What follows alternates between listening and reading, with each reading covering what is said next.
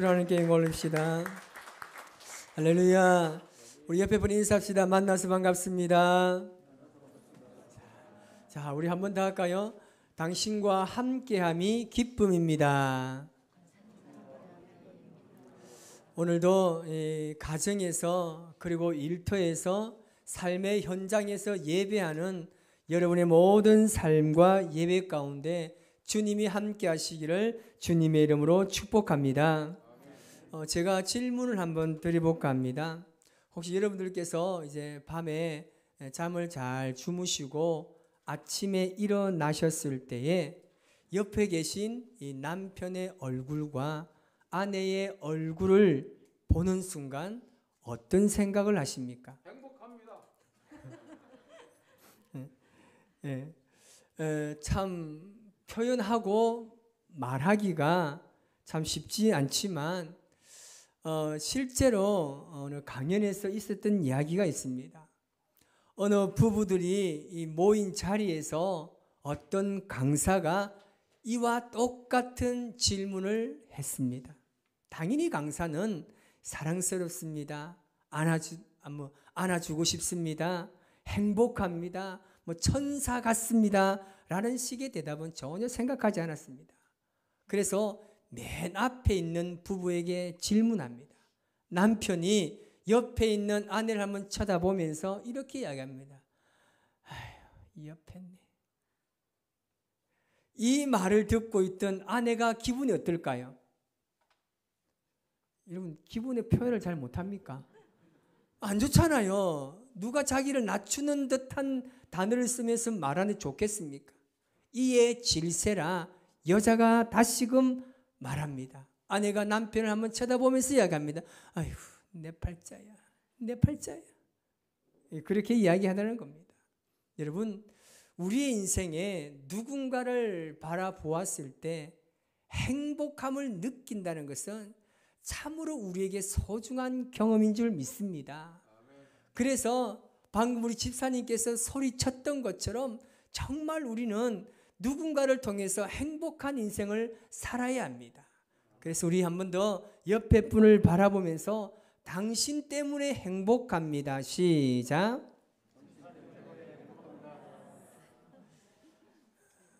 그 말이 진심인 줄 믿습니다. 사람과 사람이 마주 볼 때 가장 먼저 얼굴을 보게 되죠. 근데 사실 얼굴을 본다는 것이 아니라 표정을 본다는 것이 맞는 말입니다. 제가 이 강대상에서 설교할 때도 사람들의 표정을 제가 자주 봅니다. 지금 마스크를 쓰고 계시지만 어느 정도 여러분의 표정과 기분을 가늠할 수 있습니다. 우리 성도들의 표정을 보면서 특별히 제 눈에 들어오는 표정이 있습니다. 웃는 모습으로 저를 딱 주목하시면서 고개를 끄덕끄덕 하시면서 아멘, 아멘, 아멘 따라합시다. 눈치 좀 채세요.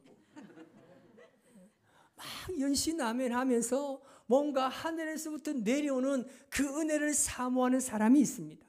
어떤 분은 지그시 눈을 감으시고 하나님께서 사랑하시는 자에게 잠을 주신도다라고 이야기하면서 하나님께서 계신 깊은 곳으로 들어가시는 분도 계십니다. 이 사람들의 표정을 보면 우리가 그 사람 때문에 굉장히 큰 용기를 얻거나 그리고 희망을 우리가 받을 때가 있는 겁니다. 신디 크루토라는 사람이 쓴 살아 숨쉬는 물고기를 잡아라 터치라는 이 책에서 보면 매튜 라이언이라는 사람의 인상적인 사례를 말하고 있습니다. 그는 파이프 클래스 피시라는 어시장에서 물고기를 파는 사람입니다. 어느 날 한 손님이 연어를 사기 위해서 이 가게를 방문합니다. 라이언은 그 손님과 이야기를 나누면서 가장 좋은 연어를 골라주기 위해서 열심히 그 일을 합니다. 그런데 이 라이언은 그 까다로운 손님의 그 요구 상황에 한마디도 놓치지 않고 다 들어주면서 너무나 기분 좋게 흥겹게 그 일을 하는 겁니다. 이것을 지켜본 손님도 그 모습에 너무나 감동이 되어서 그도 마음이 즐거워지기 시작했습니다. 이 라이언의 즐겁게 일하는 그 모습에 감동된 이 손님은 처음에 연어를 반마리만 살려고 했던 그 마음을 바꾸어서 나중에는 통째로 그 연어를 그 3마리나 사버렸습니다. 저자는 이 이야기를 이렇게 끝맺습니다. 아마도 그 손님이 라이언에게서 산 것은 3마리의 연어가 아니라 라이언이 일하는 즐거움이었을 것입니다 라고 마무리합니다. 그 손님은 여러분 연어를 가지고 갔을 때 집에서 요리할 때 어떤 생각을 했을까요? 자신이 까다롭게 요구하는 그 상황에도 한마디의 짜증이나 불평을 하지 않았던 즐겁게 자신의 일을 했던 라이언의 모습을 상상하면서 아마 즐겁게 요리했을 것입니다. 우리도 그렇지 않습니까? 나를 짜증나게 하는 사람, 나를 분노하게 만들고 나를 기분 나쁘게 하는 사람의 모습은 절대 생각하지 않습니다. 반면에 나를 미소 짓게 하고 흐뭇하게 만들어주는 사람, 생각만 해도 정말 기분이 좋고 즐거워지는 사람, 그 사람의 모습은 계속해서 여러분 되뇌이면서 우리가 그리게 됩니다. 우리 모두가 후자의 사람으로 기억되시기를 바랍니다. 오늘 본문은 모세의 얼굴에 광채가 나는 사건을 기록하고 있습니다. 오늘 우리는 근심과 걱정, 고통과 눈물이 많은 세상에 살고 있습니다. 그래서 기쁘고 호탕하게 웃는 얼굴을 보기가 쉽지 않습니다. 이제 우리는 잃어버린 하나님의 광채와 그 기쁨을 회복해야 될 줄 믿습니다. 오늘 예배를 통해서 여러분의 얼굴과 가정과 우리 교회에 하나님의 광채가 나타나는 놀라운 은혜가 있기를 주님의 이름으로 축복합니다. 사람의 인상이 신체에서 가장 많이 나타나는 것은 얼굴입니다. 얼굴은 순수 우리말입니다. 얼이 담긴 꼴, 다시 말하면 영혼을 담고 있는 그릇이라는 말입니다. 그래서 우리는 어떤 마음의 자세를 가지느냐 굉장히 중요합니다. 왜냐하면 얼굴은 사람의 마음의 상태에 따라서 달라지기 때문입니다. 오늘 본문에 모세의 얼굴에 광채가 났다고 표현합니다. 그 얼굴에 광채가 나타나는 이 구체적으로 그것이 과연 무엇을 의미합니까? 모르긴 몰라도 지금 모세의 상황에 어떤 변화가 있음을 알 수 있습니다. 얼굴에 변화가 있다는 것은 지금 모세의 마음에 변화가 생겼다는 말입니다. 왜 이와 같은 변화가 일어났을까요? 오늘 본문 29절에 이렇게 말합니다. 시작. 모세가 그 증거의 두 판을 모세의 손에 들고 시내산에서 내려오니 그 산에서 내려올 때 모세는 자기가 여호와와 말하였으므로 말미암아 얼굴 피부에 광채가 나나 깨닫지 못하였더라. 아멘. 그 이유가 뭐라고 이야기합니까? 여호와와 말하였으므로 말미암아라고 표현합니다.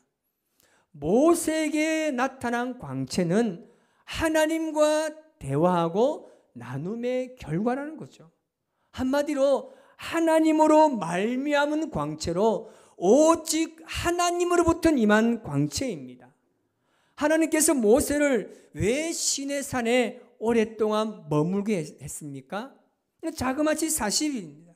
그것은 28절에 그 이유에 대해서 기록하고 있습니다. 28절입니다. 모세가 여호와와 함께 40일 40야를 거기 있으면서 떡도 먹지 아니하였고 물도 마시지 아니하였으며 여호와께서는 언약의 말씀 곧 십계명을 그 판들에 기록하셨더라. 아멘. 여호와의 말씀인 십계명을 받기 위해서 모세가 하나님과 함께 시내산에 거하게 됩니다. 그런데 모세가 10계명을 받은 것이 이번이 처음이 아니에요. 두 번째입니다. 첫 번째 10계명은 언제 받았습니까? 출애굽기 31장 18절에 이렇게 이야기합니다. 시작. 여호와께서 시내산 위에서 모세에게 이르시기를 마치신 때에 증거판 둘을 모세에게 주시니 이는 돌판이요 하나님이 친히 쓰신 것이더라. 아멘. 하나님께서 모세에게 첫 번째 10계명을 돌판에 새겨 주셨을 때 그 시간에 시내산 밑에 있던 이스라엘 백성들은 무엇을 하고 있었습니까? 우상을 만들었습니다. 우상을 만들고 그를 숭배하고 술 취하고 방탕하면서 지금까지 우리를 광야 가운데 인도한 것은 하나님이 아니라 바로 이 금송아지라고 말하면서 춤추며 예배하고 그들이 막 소리 지르면서 거기 있었습니다. 모세가 산에서 내려와서 그 모습을 보고 이스라엘 백성들에게서 분노함으로 10계명이 적혀있는 이 돌판을 금송아지에 던져서 깨트려 버렸습니다. 그래서 하나님께서 모세에게 전과 같이 언약의 말씀을 돌판에 새겨 주시기 위해서 시내산에 머물렀던 겁니다. 그런데 이번은 달랐습니다. 전과 다르게 돌판을 들고 내려올 때 이 모세의 얼굴에 광채가 가득했습니다. 오늘 말씀을 보니까 모세가 40일 동안 밤낮 먹지도 않고 마시지도 않고 금식을 했다고 이야기합니다.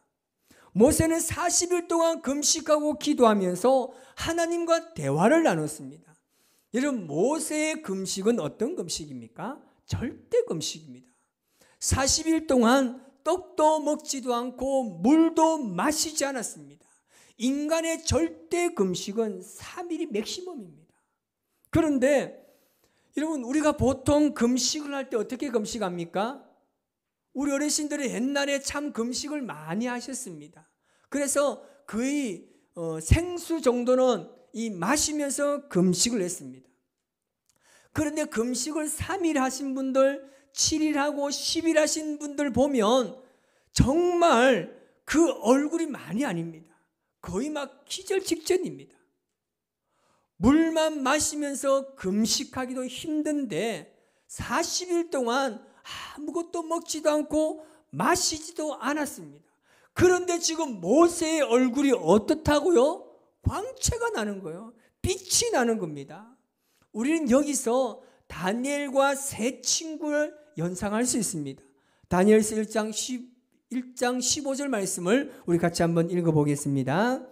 열흘 후에 그들의 얼굴이 더욱 아름답고 살이 더욱 윤택하여 왕의 음식을 먹는 다른 소년들보다 더 좋아 보인지라. 아멘. 다니엘과 세 친구가 뜻을 정하여서 우상에게 절한 음식을 먹지 않고 독주인 포도주를 마시지 않으면서 절대 자신을 거룩하게 지키기 위해서 채소만 먹었습니다. 그러면서 10일 동안 비교를 한번 해보라는 겁니다. 우리는 채소만 먹겠습니다. 당신의 소년들은 왕이 먹는 좋은 음식을 먹게 하십시오. 그리고 10일 이후에 우리의 얼굴과 그의 얼굴을 비교해 보자는 겁니다.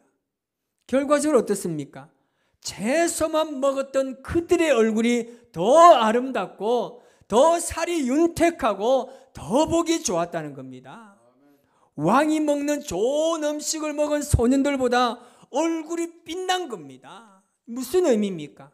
그리스도인들은 육체적으로 어떤 것을 채우는 것보다 영적인 가람을 해결하고 영적으로 풍성한 삶을 살아야 하는 것입니다. 기도하고 찬양하고 예배하고 말씀대로 사는 사람의 얼굴은 여러분 좋을 수밖에 없어요. 왜요? 근심과 걱정을 모두 주님 앞에 내려놓았기 때문입니다. 찬양이 언제나 넘치면 은혜로 얼굴이 환해요. 성령의 충만한 모습을 서로가 느껴요. 저는 참 희한한 은사가 있어요. 혼자 찬양하면 키를 너무 높이 잡아가지고 너무 힘들어요. 여러분, 사랑하면요, 우리 모습에서요, 정말 얼굴이 환해지는 거예요. 기도하면 우리의 얼굴이 환해집니다. 예배하면 우리의 얼굴이 환해져요. 여러분, 그런데 보십시오. 나름대로 볼 때 신앙생활 너무나 잘하는 분이 계십니다. 그런데 그 사람의 얼굴을 보니까 늘 어두워요. 기쁨이 없어요. 얼굴을 보는데 너무 좋지 않습니다. 왜 그럴까요? 찬양하고 기도하고 예배하고 말씀대로 살려고 노력하지만 하나님 앞에 자신을 완전히 내려놓지 못했기 때문입니다. 모세의 얼굴에 광채가 난 것은요, 하나님께 기도하고 함께 말씀을 나누었기 때문입니다. 이 본문을 칼빈은 이렇게 이야기합니다. 모세의 빛난 얼굴은 하나님과의 오랜 친교를 통해서 나타난 광채이며, 이것은 하나님의 영광의 광채가 모세의 얼굴에 나타난 것이며, 이 광채는 하나님께서 모세에게 시내산에서 말씀하시면서 쏟으신 것이다 라고 해석했습니다. 모세의 얼굴의 광채는요, 모세 자신이 아니라 하나님이라는 사실입니다. 여러분, 모세가 두 돌판을 두고 산에서 내려올 때 그 얼굴이 해같이 빛나는 모습이었습니다. 그런데 모세는요, 자신의 얼굴에 광채가 났음에도 불구하고 그것을 깨닫지 못했습니다. 그런데 모세를 바라보는 백성들은 모세에게 가까이 다가가지 못합니다. 왜요? 모세의 얼굴에는 광채가 어떤 신적인 능력임을 그들이 알았기 때문입니다. 그런데 이상한 점은요, 모세가 백성들과 함께 있을 때 수건으로 얼굴을 가렸다는 겁니다. 왜 수건으로 얼굴을 가렸을까요? 고린도서 1장 13절에 사도 바울이 그 위에 대해서 말하고 있습니다. 시작. 우리는 모세가 이스라엘 자손들에게 장차 없어질 것에 결국을 주목하지 못하게 하려고 수건을 그 얼굴에 쓴 것 같이 아니하노라. 아멘. 여러분, 사도 바울은 모세가 수건을 쓴 이유는 이스라엘 백성들이 장차 없어질 것에 결국을 주목하지 못하게 하기 위해서라고 말씀하고 있습니다. 모세는 자기 얼굴에서 나는 광채가 언제 사라질지 몰랐습니다. 만일 자기 얼굴에서 광채가 사라지면 이스라엘 백성들이 율법에 대해서 소중함을 잃어버릴까 봐 두려웠습니다. 그래서 자신의 얼굴의 광채에 주목하지 못하도록 아예 수건으로 그 얼굴을 가렸던 것입니다. 이스라엘 백성들이 율법을 가볍게 여기지 않고 소중하게 대하기를 바랬던 모세의 마음을 우리는 읽을 수 있습니다. 여러분, 우리는 예수님의 말씀을 기억해야 됩니다. 예수님께서 자신을 말씀하실 때 뭐라고 말씀하셨습니까? 나는 세상의 빛이라고 말씀하시면서 우리를 향해서도 너희도 세상의 빛이라고 말씀하셨습니다. 여러분, 빛의 특성은 세 가지라 이야기할 수 있습니다. 첫 번째는 빛은 숨길 수가 없습니다. 그리고 빛은 어둠과 공존하지 못합니다. 세 번째로 빛을 가까이 하는 자에게 누구나 그 흔적이 있다는 겁니다. 우리가 놓치지 말아야 할 것이 있습니다. 하나님께서 우리를 빛 같은 존재로 부르셨다는 사실입니다. 빛이신 예수를 만나는 자들은 빛이라는 존재로 변하게 되는 것입니다. 왜요? 우리 안에 빛이라는 흔적이 남아있기 때문입니다. 모세가 하나님과 대면하고 난 이후에 그의 얼굴의 흔적으로 광채가 비춰집니다. 여러분, 우리 그리스도인들의 얼굴을 어떻게 관리할 수 있겠습니까? 모세처럼 하나님 앞에 머물러야 합니다. 하나님을 자주 만나야 하고 하나님과 오랜 시간을 보내야 하고 많은 대화를 나눔으로 하나님과 늘 가까이 지내야 하는 것입니다. 하나님께서는 우리가 하나님 앞에 오래 머물러 있기를 원하십니다. 그런데 우리의 삶을 돌아보면 어떻습니까? 하나님 앞에 머물러 있으려고만 하면 왜 그렇게 시간이 안 가고 몸이 뒤척을립니다. 예배 시간이 너무 지겹고 성경 읽고 기도하는 시간이 너무 가지 않습니다. 그래서 너무 힘들어요. 그런데 TV 앞에만 아니면 핸드폰 그 유튜브 앞에만 있으면 주여 여기가 좋사오니 TV는 나의 목자가 되시오니 말하면서 조금 더 지겹지가 않아요. 드라마를 보면 또 얼마나 은혜스러운지 드라마 보면 눈물을 펑펑 흘리는 거예요. 제 사람들이 결혼해야 되는데 뭔 상관이에요. 뭐 회장이나 누구나 뭐 결혼하면 어때요? 근데 마치 내가 거기에 있는 것처럼 여러분 지겹지가 않아요.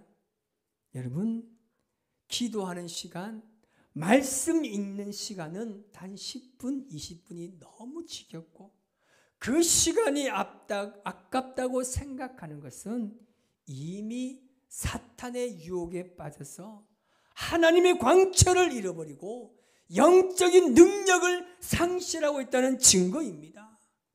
지금 옆에 앉아 계신 여러분의 얼굴 한번 보시기 바랍니다. 얼굴이 어떻습니까? 세상에 찌든 얼굴입니까? 아니면 은혜로 충만한 광채가 나는 얼굴입니까? 한번 보세요. 그러면서 한번 인사합시다. 당신을 보니 눈이 비칩니다. 시작. 안 비춰도 그냥 해줘요. 비친다고 해줘요. 어떤 분들은 제게요 얼굴이 너무나 좋대요. 여러분 제 얼굴 좋아집니까? 좋아 보입니까? 당연히 좋죠. 몇 개를 찍어 바르는데 안 좋겠습니까? 얼마나 바짝바짝합니다. 오죽하면 저희 아내가 미스트 회사에서 나에게 상을 줘야 된대요. 저는 미스트를 너무나 사랑합니다. 뭔지 아시죠? 그 수분입니까? 칙칙 뿌리는 거예요. 저는 그것만 얼굴에 오면 하나님이 내게 도신 것 같아요. 너무나 좋아요. 여러분 얼굴에 하나님의 광채가 나타나기 위해서 어떻게 해야 됩니까? 닦아야 합니다. 무엇으로요? 말씀으로 닦아야 돼요. 기도함으로 닦아야 됩니다. 찬양하며 닦아야 됩니다. 아멘 하며 닦으시기 바랍니다. 그리스도인들은 자신의 영혼에 하나님의 광채가 나타나기 위해서 우리는 반드시 관리해야 합니다. 여러분 여성분들이 왜 화장하는 줄 아십니까? 이렇게 막 찍어 바르고 그리고 눈을 뒤집어 가지고요 왜 이렇게 하고 하신지 아십니까? 관리하는 거예요. 전 그래서 화장하시는 분 너무나 좋아합니다. 왜요? 자신을 관리하는 거예요. 자신의 아름다움을 관리하는 거예요. 오늘 청년들이 좀 여기 많이 오셨는데 청년들이요 화장 안 해도 얼굴 이쁘잖아요. 뭐 비웃음인지 모르겠지만 너무나 좋아요. 여러분 그리스도인들은요 얼굴을 관리 잘해야 됩니다. 성령님의 그 은혜로 가득한 얼굴의 광채가 우리에게 나타나야 하는 것입니다. 이번 한 주간도 어떻게 하면 주님과 함께 할 수 있을지 고민하며 살아가는 하나님의 거룩한 백성된 삶을 살아가시기를 바랍니다. 오늘 시간 우리 찬양하면서 주님 앞에 나아가실 때 하나님의 그 영광을 바라보며 우리와 함께 하신 주님, 그 영광의 주님을 고백하며 나아가는 귀한 시간 되시기 바랍니다. 우리 고백하며 나아갑시다. 내는 주의 영광을 보내